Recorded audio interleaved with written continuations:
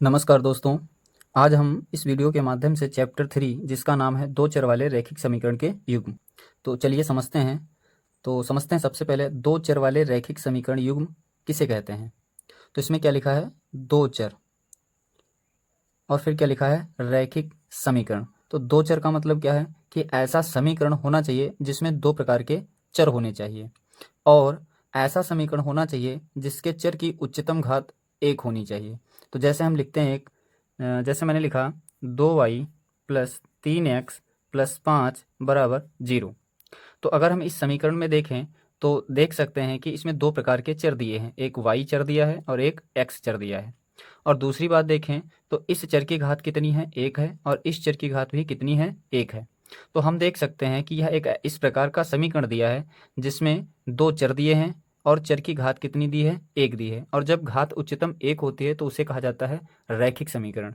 तो हम देख सकते हैं कि इसमें दो चर हैं और यह रैखिक समीकरण भी है, तो इसलिए हम इसे कहेंगे दो चर वाला एक रैखिक समीकरण। अतः हम कह सकते हैं कि यदि किसी समीकरण में दो चर दिए हों और उच्चतम घात एक हो तो वह समीकरण क्या कहलाता है, दो चर वाला रैखिक समीकरण कहलाएगा। तो जैसे हम दूसरा एग्जाम्पल लिखें तो हम क्या लिख सकते हैं, जैसे y बराबर 2x प्लस 3। तो ये भी एक द्विचर वाला रैखिक समीकरण है क्योंकि इसमें दो प्रकार के चर दिए हैं, एक x और एक y है, और इनकी उच्चतम घात कितनी है, एक है। तो अतः इस प्रकार से लिखे हुए सभी समीकरण क्या कहलाएंगे, दो चर वाले रैखिक समीकरण कहलाएंगे।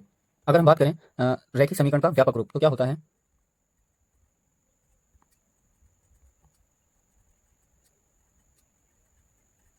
क्या लिख सकते हैं कि ax plus b y plus c बराबर 0। तो यह रैखिक समीकरण का व्यापक रूप होता है जिसमें हम कह सकते हैं कि x क्या है, एक चर है, और y क्या है, दूसरा चर है। तो इसमें दो प्रकार के चर दिए हैं, a b c क्या है, ये अचर पद हैं, और इनकी घात कितनी है, एक है। अतः ये एक दो चर वाला रैखिक समीकरण है। अब हम रैखिक समीकरण से संबंधित कुछ महत्वपूर्ण बिंदुओं को समझते हैं जो कि हमारे प्रश्नावली को सॉल्व करने में मदद करेंगे। आइए हम पहले मुख्य बिंदु के बारे में चर्चा करते हैं। तो पहला मुख्य बिंदु क्या कहता है कि दो चरों वाले रैखिक समीकरण का ग्राफ, दो चरों वाले रैखिक समीकरण का ग्राफ एक सरल रेखा होती है। अतः कहने का मतलब यह है, अगर आपको कोई दो चर वाला रैखिक समीकरण दिया गया है तो अगर हम उसका ग्राफ बनाएंगे तो क्या मिलेगा, एक सीधी रेखा मिलेगी। कहने का मतलब ये है, मान लीजिए कि यह y अक्ष है और यह x अक्ष है।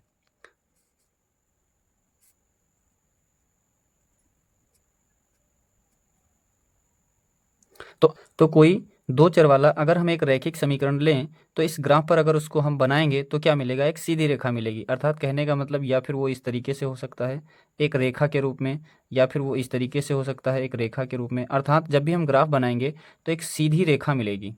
तो ये पहला बिंदु क्या कहता है कि दो चरों वाले रैखिक समीकरण का ग्राफ जो होता है वो क्या होता है, एक सरल रेखा होती है। आइए अब हम दूसरे मुख्य बिंदु पर बात करते हैं। तो दूसरा मुख्य बिंदु क्या कहता है कि समीकरण का प्रत्येक हल रेखा पर किसी बिंदु द्वारा निरूपित होता है। अर्थात जब हम समीकरण का ग्राफ बनाते हैं तो क्या मिलता है, हमें एक सीधी रेखा मिलती है। अब रेखा कई बिंदुओं से मिलकर बनी होती है। अगर पूछा जाए रेखा कम से कम कितने बिंदुओं से मिलकर बनी होती है तो दो बिंदु होते हैं, और रेखा पर कितने बिंदु हो सकते हैं, तो रेखा पर अनंत बिंदु हो सकते हैं। तो जैसे मान लिया मैंने एक ये रेखा बनाई, कोई भी एक रैखिक समीकरण है जिसकी ये रेखा है, तो ये दूसरा बिंदु क्या कहता है कि समीकरण का हल, उस समीकरण का हल इस रेखा पर स्थित कोई ना कोई बिंदु होगा। अर्थात समीकरण का जो हल आएगा वो इस रेखा के किसी ना किसी बिंदु पर अवश्य स्थित होगा, किसी ना किसी बिंदु पर। तो ये दूसरा मुख्य बिंदु यही कहता है कि समीकरण का प्रत्येक हल रेखा पर किसी बिंदु द्वारा निरूपित होता है। अर्थात कहने का मतलब ये है कि जो रेखा दी होगी उस रेखा पर कोई ना कोई वह बिंदु जरूर मिलेगा जो उस समीकरण का हल होगा। आइए अब हम तीसरे बिंदु को समझते हैं। तो तीसरा बिंदु क्या कहता है कि एक रेखा कम से कम दो बिंदुओं से मिलकर बनती है। अर्थात अगर हमें रेखा बनानी है तो हमें कम से कम दो बिंदु की आवश्यकता पड़ती है। कहने का मतलब ये है, जैसे मान लो कि यह रेखा है तो इसका एक बिंदु ये होगा और एक बिंदु ये होगा। तो अगर हमें कोई रेखा बनानी है तो कम से कम कितने बिंदुओं की आवश्यकता होगी, कम से कम दो बिंदुओं की आवश्यकता होगी। एक बिंदु से रेखा नहीं बन सकती है, रेखा बनाने के लिए दो बिंदु अवश्य होने चाहिए। अब हम चौथे बिंदु की तरफ बढ़ते हैं। तो चौथा बिंदु क्या कहता है कि एक रेखा पर अनंत बिंदु होते हैं। तो एक रेखा बनाने के लिए हमें कम से कम 2 बिंदु की आवश्यकता पड़ती है, और एक रेखा पर कितने बिंदु हो सकते हैं, तो अनंत बिंदु हो सकते हैं। अब हम समझेंगे कि अगर आपको 2 रैखिक समीकरण दिए गए हैं तो उनके कौन कौन से हल हो सकते हैं। दोस्तों, आगे बढ़ने से पहले अगर आपको इस वीडियो के माध्यम से इस चैप्टर को समझने में मदद मिल रही है तो हमारे चैनल को सब्सक्राइब कर लें, और जिससे हम आपकी मदद इस चैप्टर को समझने में और अच्छे से कर सकें। आइए अब हम समझते हैं 2 चर वाले रैखिक समीकरण युग्मों के हल, अर्थात युग्मों के हल। युग्मों मतलब जोड़ा, अर्थात आपको 2 रैखिक समीकरण दिए गए होंगे और उन 2 रैखिक समीकरणों के हल कैसे कैसे हो सकते हैं। तो हल 2 प्रकार के होते हैं, एक संगत हल होता है और एक असंगत हल होता है। अब हम समझेंगे कि जब हमें 2 रैखिक समीकरण दिए होंगे तो उसका यदि संगत हल है तो कब संगत हल हो सकता है और कब असंगत हल होगा।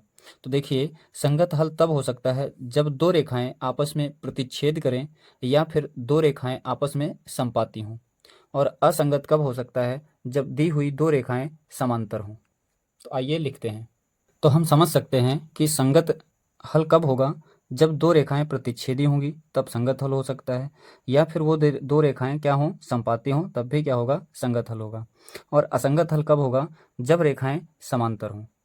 तो अब हम समझते हैं कब प्रतिच्छेदी होंगी, कब समांतर होंगी, कब संपाती होंगी। तो इसके लिए मान लेते हैं हम कोई 2 रैखिक समीकरण मान लेते हैं। मैंने क्या मान लिया है कि माना रैखिक समीकरण, 2 रैखिक समीकरण माने हैं। कौन कौन से, a1x plus b1y plus c1 बराबर 0, इसको समीकरण 1 नाम दे दिया है। और दूसरा समीकरण माना है a2x plus b2y plus c2, ये दूसरा समीकरण है। तो अब हम समझेंगे एक एक कि प्रतिच्छेदी रेखाएं कौन सी होती हैं, संपाती रेखाएं कब बनेंगी, समांतर रेखाएं कब बनेंगी, तो क्या क्या कंडीशंस इनकी हो सकती हैं। तो सबसे पहले समझेंगे कि कब कब रेखाएं प्रतिच्छेदी होंगी। तो अब हम समझते हैं कि प्रतिच्छेदी रेखाएं कब होंगी। तो जैसे आपको 2 समीकरण दिए होंगे तो उनमें a1/a2 का अनुपात, a1/a2 का अनुपात बराबर नहीं होना चाहिए b1/b2 के। अब देखो, बराबर का निशान ऐसे बनता है और बराबर नहीं का निशान ऐसे बनता है। तो क्या कहता है कि a1/a2 इसका ये वाला अनुपात, b1/b2 ये वाला अनुपात आपस में बराबर नहीं हो। जब ये बराबर नहीं होंगे तो रेखाएं कैसी होंगी, प्रतिच्छेदी रेखाएं होंगी। अब हम समझेंगे कि रेखाएं संपाती रेखाएं कब होंगी। तो हम समझते हैं कि a1/a2 का अनुपात और b1/b2 का अनुपात और c1/c2 का अनुपात, ये सभी के सभी क्या होने चाहिए, आपस में बराबर होने चाहिए। तो जब ऐसी कंडीशन मिलेगी तो हम कह सकते हैं कि दी हुई रेखाएं क्या कहलाएंगी, संपाती रेखाएं कहलाएंगी।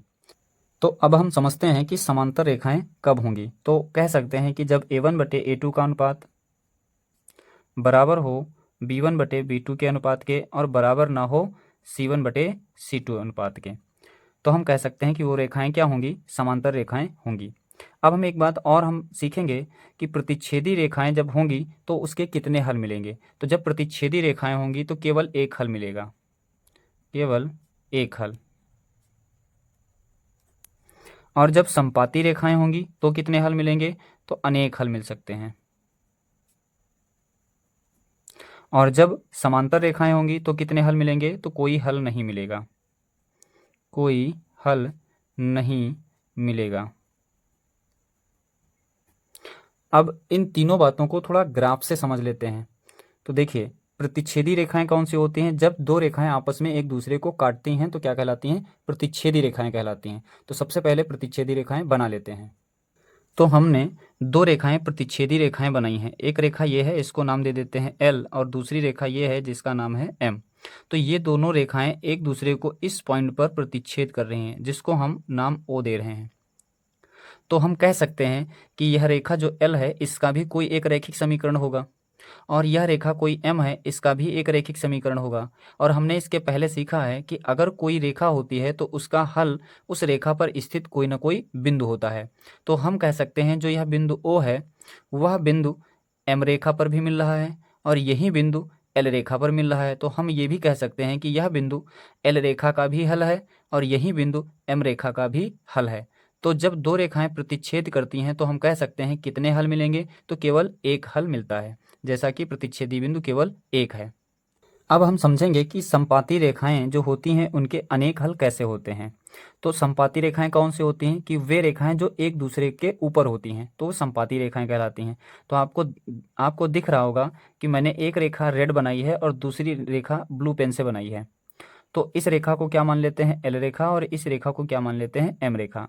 तो इसका मतलब हम कह सकते हैं कि एम रेखा पर एल रेखा है या फिर एल रेखा पर एम रेखा है।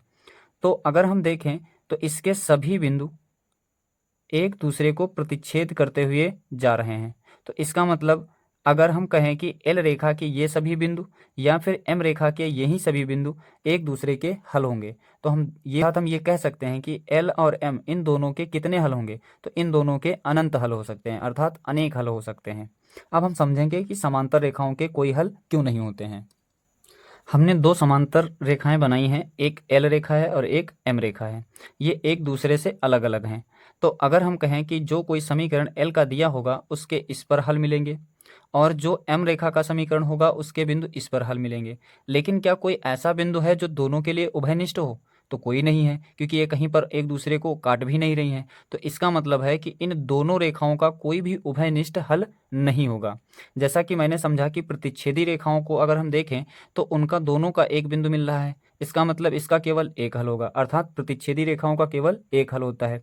उसी प्रकार अगर देखें हम संपाती रेखाओं का, तो संपाती रेखाओं पर देखें तो अनेक बिंदु एक दूसरे को प्रतिच्छेद करते हुए एक दूसरे के ऊपर जाते हैं। तो इसका मतलब क्या हो जाएगा कि संपाती रेखाओं के अनेक हल होते हैं। उसी प्रकार अगर हम देखें समांतर रेखाएं, तो समांतर रेखाओं का कोई हल भी नहीं होता है। क्यों नहीं होता है? क्योंकि ये रेखाएं एक दूसरे को प्रतिच्छेद नहीं करती हैं, इसलिए इनका कोई भी उभयनिष्ठ बिंदु नहीं मिलता है।